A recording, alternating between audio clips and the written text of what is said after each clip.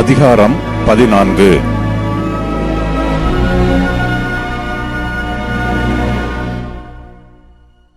பின்பு நான் பார்த்தபோது, இதோ, சீயோன் மலையின் மேல் ஆட்டுக்குட்டியானவரையும் அவரோட கூட அவருடைய பிதாவின் நாமம் தங்கள் நெற்றிகளில் எழுதப்பட்டிருந்த 144,000 பேரையும் நிற்க கண்டேன்.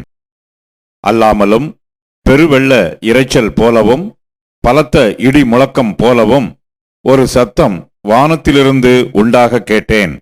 நான் கேட்ட சத்தம் சுரமண்டலக்காரர் தங்கள் சுரமண்டலங்களை வாசிக்கிற ஓசையைப் போல் இருந்தது.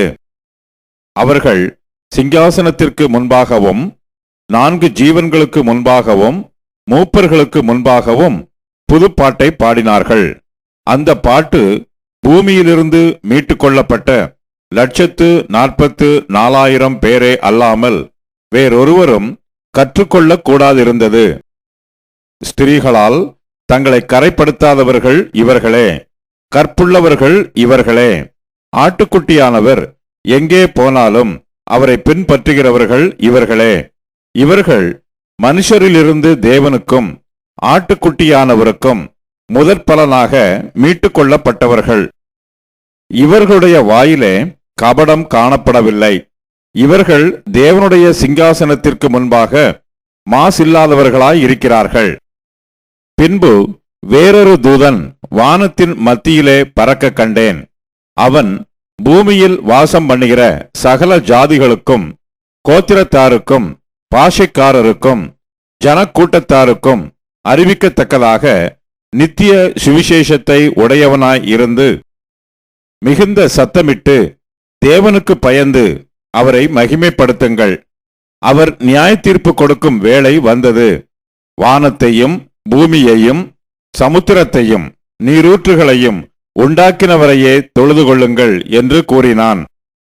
வேறொரு தூதன் பின் சென்று, பாபிலோன் மகா நகரம் விழுந்தது, தன் வேசித்தனமாகிய உக்கிரமான மதுவை சகல ஜாதிகளுக்கும் குடிக்க கொடுத்தாளே என்றான்.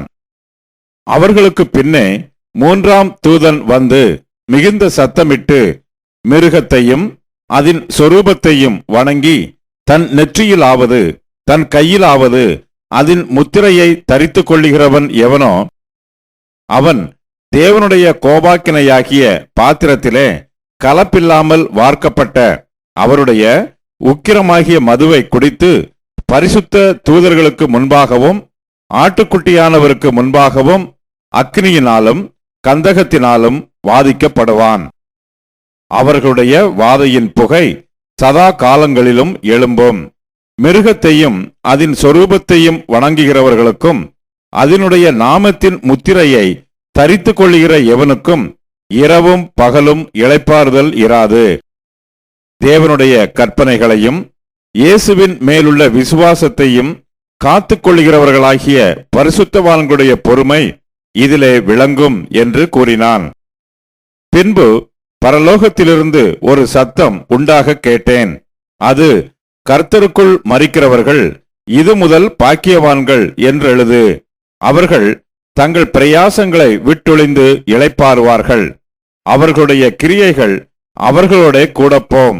ஆவியானவரும் ஆம் என்று திருவுளம் பற்றுகிறார் என்று சொல்லிற்று.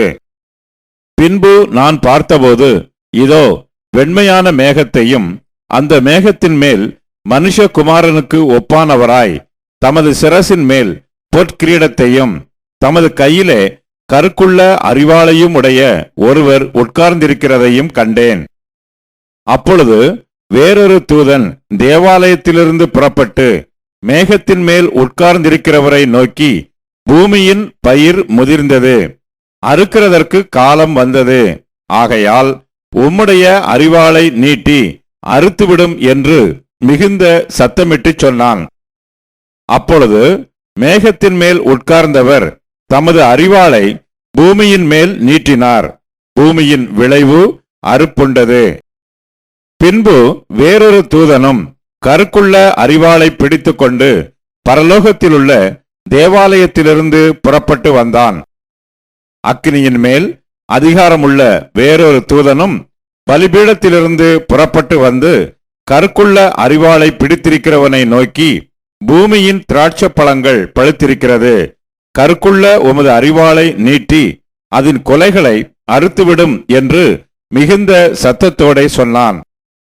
அப்பொழுது அந்த தூதன் தன் அரிவாளை பூமியின் மேலே நீட்டி பூமியின் திராட்சை பழங்களை அறுத்து தேவனுடைய கோபாக்கினை என்னும் பெரிய ஆலையிலே போட்டான்.